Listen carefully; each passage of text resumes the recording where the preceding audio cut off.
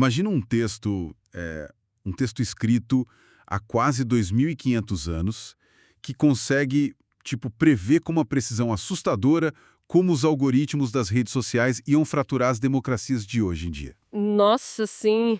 É uma previsão quase profética, né? Exato.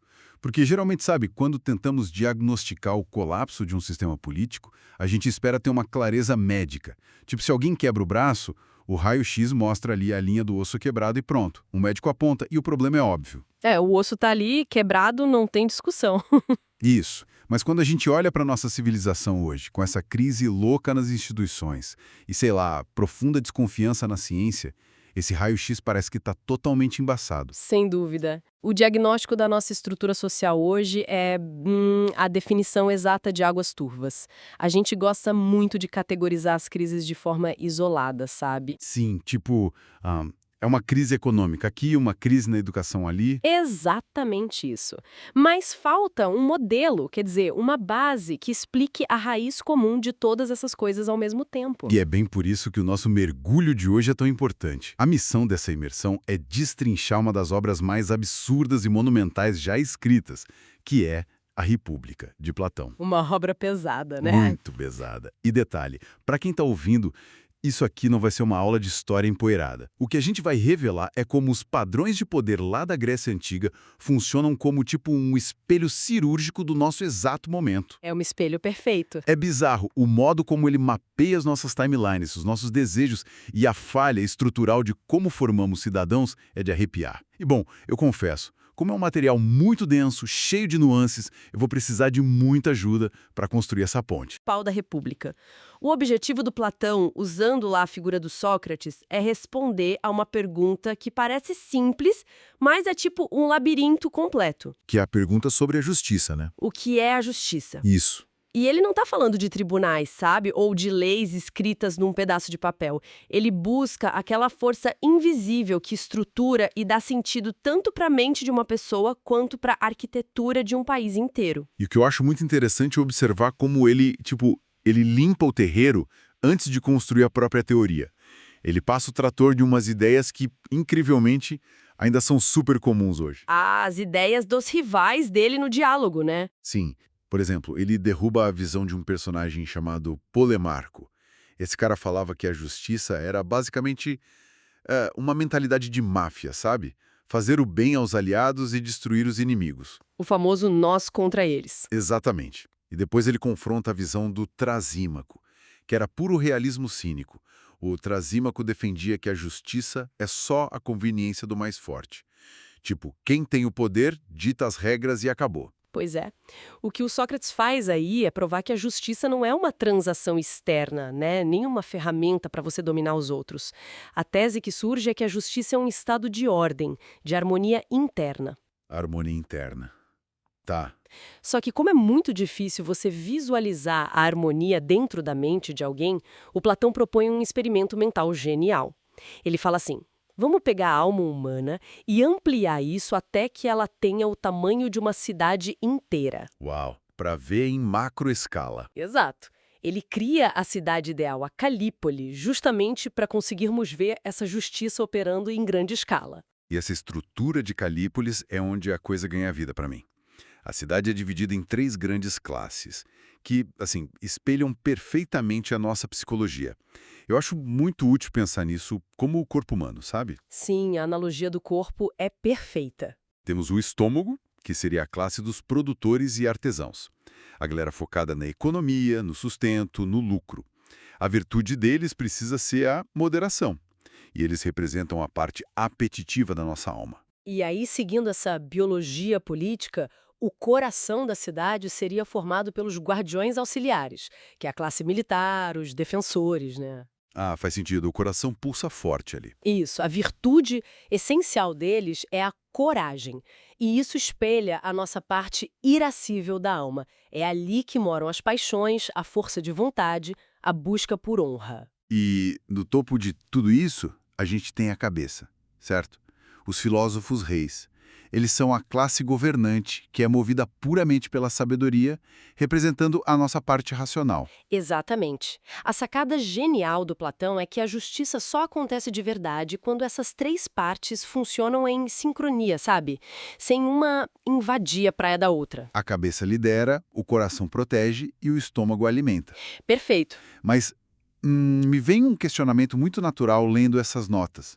Se a justiça é simplesmente cada um ficar no seu quadrado, na sua função, com a massa sendo governada por esses filósofos intocáveis, isso soa tipo como um sistema de castas muito rígido. Não é muito elitista para quem lê isso hoje? Olha, essa é uma reação inevitável para nós com os olhos modernos, né? Mas a justificativa do Platão muda totalmente o ângulo dessa conversa. Nessa sofocracia, que é o governo dos sábios, o poder político não é um prêmio. Não é um status VIP, né? Longe disso. Não é status de celebridade. Para ele, governar é uma técnica. É uma arte técnica extremamente rigorosa e, acima de tudo, um fardo pesado. Só quem tem o conhecimento verdadeiro deveria guiar o destino de milhões de pessoas. Certo.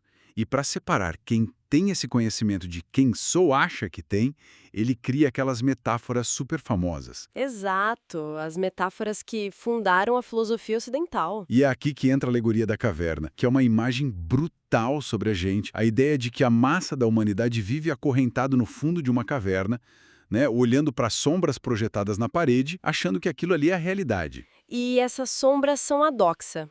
As opiniões rasas, as fofocas, os boatos. Tipo os virais de internet de hoje em dia. Sim, o feed das redes sociais puro. E o filósofo seria aquele cara que consegue se soltar, caminha para a luz do sol lá fora e alcança a episteme, que é o conhecimento verdadeiro mesmo, testado. Mas o ponto crucial da alegoria da caverna não é só sair. É um movimento de voltar. O filósofo é forçado a voltar para o escuro da caverna para tentar libertar outras pessoas. Nossa, e ele assume um risco gigante, né? Gigante. Ele corre o risco de ser ridicularizado ou até morto pela galera que adora as próprias correntes.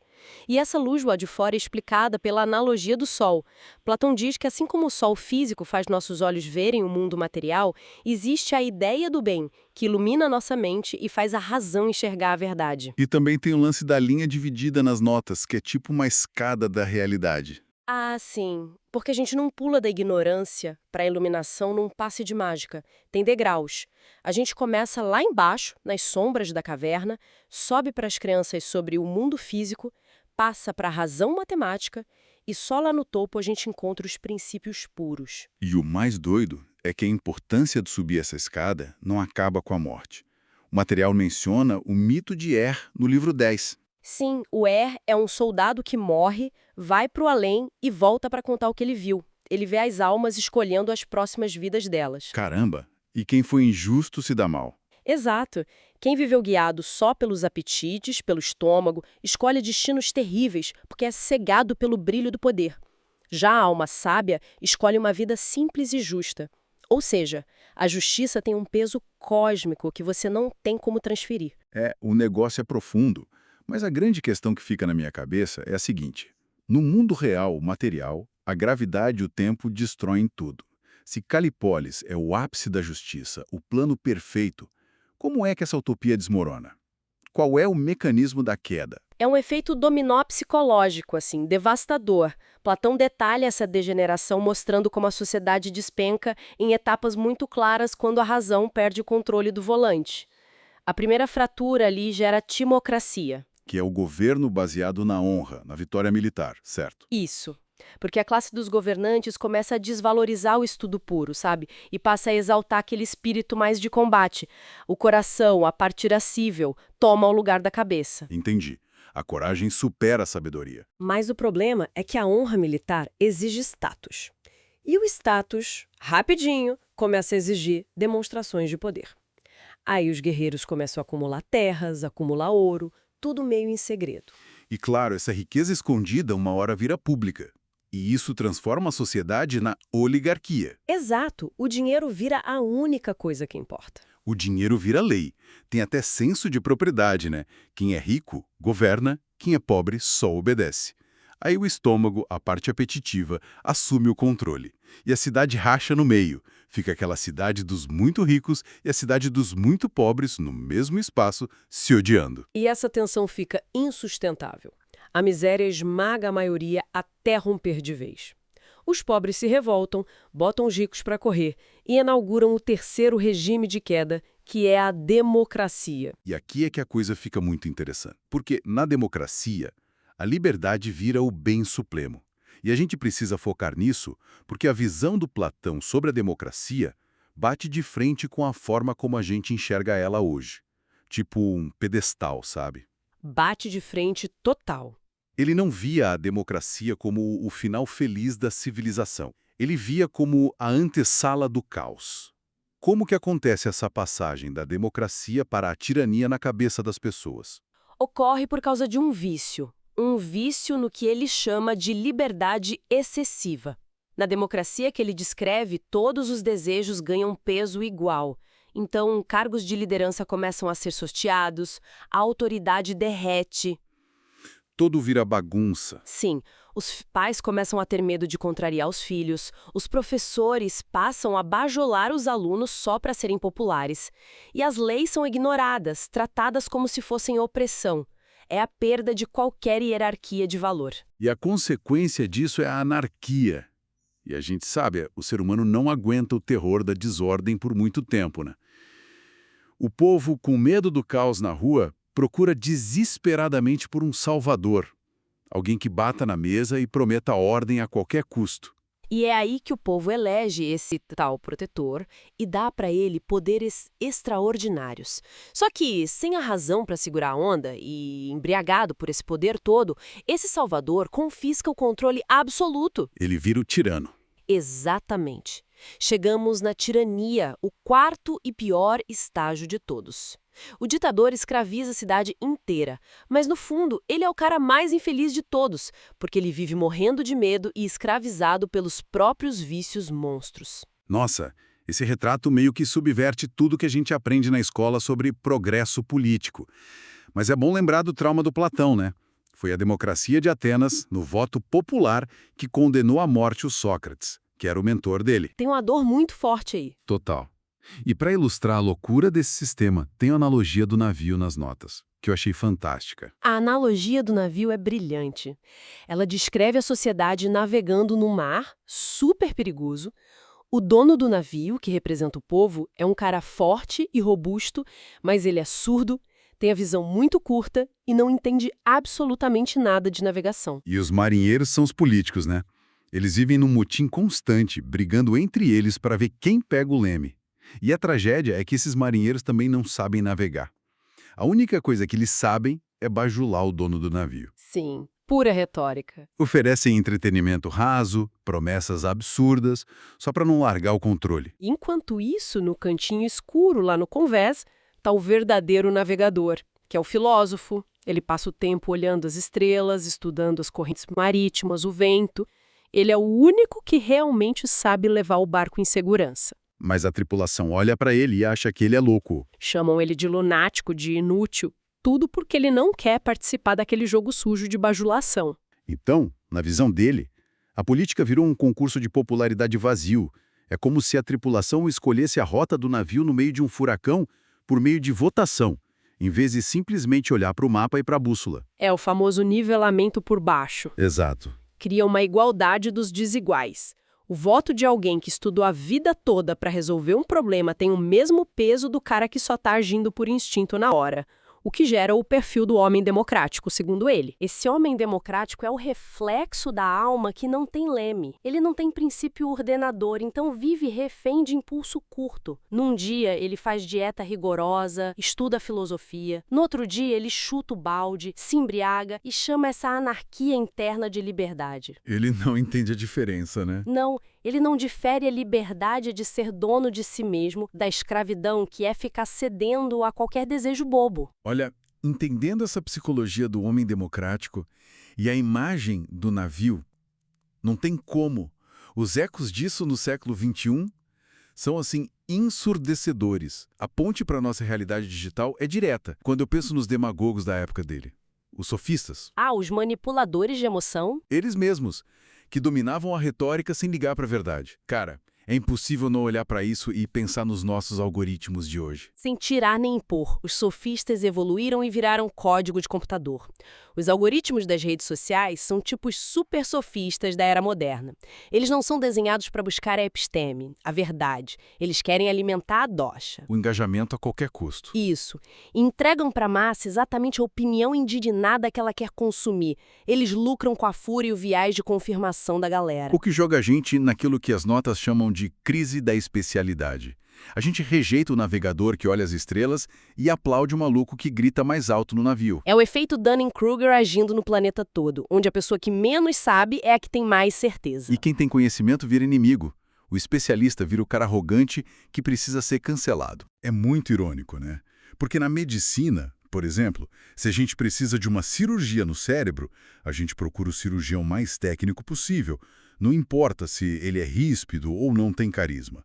Mas para gerir um país inteiro... Aí o critério muda. Muda na hora. A gente prefere o médico que receita doces deliciosos para a multidão em vez do médico que dá a injeção dolorosa, mas necessária para salvar o paciente.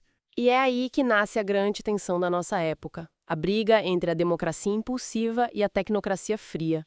Os problemas de hoje, tipo o clima ou a economia, exigem sacrifício hoje para colher daqui a 20 anos. Mas o voto popular quer resultado em 6 meses. Pela lógica do algoritmo, né? Exato. A tentativa do mundo moderno de não deixar o navio afundar foi criar ilhas de especialidade. Bancos centrais, agências reguladoras, lugares isolados da gritaria, onde a decisão é tomada com base em técnica. E também tem as ideias de democracia deliberativa, tentando educar grupos antes de votarem. É aquela tentativa de equilibrar, lembrando que o Churchill dizia... Aquela frase famosa. Sim, de que a democracia é o pior dos regimes, tirando todos os outros que a gente já testou. Bom, se a democracia tem todas essas falhas estruturais e colocar os sábios absolutos no poder é impossível hoje, como é que a gente sai desse beco sem saída? Segundo o material, a resposta do Platão é a paideia, a educação. A educação, mas não como a gente vê hoje, sabe? A distância é enorme. Hoje, o ensino é só para acumular informação útil para o mercado de trabalho. Para o Platão, educar é virar o corpo e a alma da pessoa na direção da luz da caverna. Formar caráter mesmo. Muito mais do que currículo. Um governante lá na República demorava 50 anos treinando mente, corpo e moral antes de encostar no poder. O contraste com o que temos hoje nos leva ao conceito da cidade dos porcos. Achei esse termo fantástico. É bem pesado, né? Logo no começo, Platão imagina uma cidade que só produz bens materiais. O pessoal trabalha, consome, compra coisas e fica feliz. O Sócrates recusa isso uma hora e chama de cidade dos porcos. Porque foca só na produção. Porque viver só para engordar e consumir sem buscar virtude é uma vida puramente animal. E o grande alerta hoje é que a nossa escola virou uma fábrica gigante para abastecer essa cidade dos porcos. Ou seja, a gente hipertrofiou a classe dos produtores. O estômago do nosso corpo social está gigantesco. A métrica de sucesso de uma pessoa hoje é o quanto ela lucra, enquanto o pensamento ético morre de fome. E a conta não fecha, né? Se todo mundo é educado só para ser produtor, focando só na parte apetitiva da alma, na hora de votar, essas pessoas vão votar pensando só no próprio apetite financeiro de curto prazo. Fica faltando a cabeça, a razão, para pensar no sacrifício pelo bem comum. Mas aí alguém ouvindo a gente agora pode jogar real. E os engenheiros? A gente precisa da galera da tecnologia para a sociedade andar. Não precisa? A gente não vive só de filosofia no meio do mato. Com certeza não vive. E o Platão concordaria. A técnica, os artesãos nunca foram o inimigo dele. O problema é a hierarquia dentro da cabeça. Antes de ser um baita programador, você é um cidadão com poder. A ética vem antes do código. Exatamente. Porque se você der uma tecnologia tipo inteligência artificial para alguém que não tem formação moral e ética, você está dando uma espada afiada e letal na mão de uma criança imatura. A técnica, sem virtude, só acelera a viagem lá para a tirania. Cara, isso não deixa muito espaço para a gente ficar relaxado, não. Mapeando tudo isso, fica muito óbvio que o tal raio-x, embaçado da nossa sociedade, sempre esteve nítido lá nas pedras de Atenas. Essa anatomia do colapso não é um bug do nosso século, é o ser humano no piloto automático quando a razão perde o freio. A física da alma humana é a mesma em qualquer século. Entender isso é o jeito de segurar o primeiro dominó antes de cair. A bússola que a gente tira de tudo isso é que a salvação não começa na urna, começa em dominar a si mesmo. Se a gente não controla os próprios apetites no meio do TikTok e do Instagram, nunca vamos ter lucidez para escolher o rumo do país. O autoconhecimento é o pré-requisito da liberdade. A verdadeira tirania sempre brota de dentro para fora. É a regra de ouro. E isso me deixa com um último pensamento super provocativo aqui das notas para quem está nos ouvindo. A gente está vendo aí a inteligência artificial e os robôs prontos para roubar quase todo o trabalho logístico e técnico que existe. Vão tomar conta de tudo. As máquinas estão virando a classe dos produtores perfeitos da nossa cidade dos porcos. E se os algoritmos fizerem todo o trabalho chato, a gente não vai ser forçado a voltar a ser humano de verdade. Quando a gente não precisar mais produzir o tempo todo, o que vai sobrar para a gente fazer além de, finalmente, governar a nossa alma e mergulhar na filosofia? Fica essa pulga atrás da orelha. Agradecemos muito a companhia de quem embarcou nesse navio com a gente pelas luzes e sombras da mente. Foi incrível fazer essa viagem. Até o nosso próximo mergulho.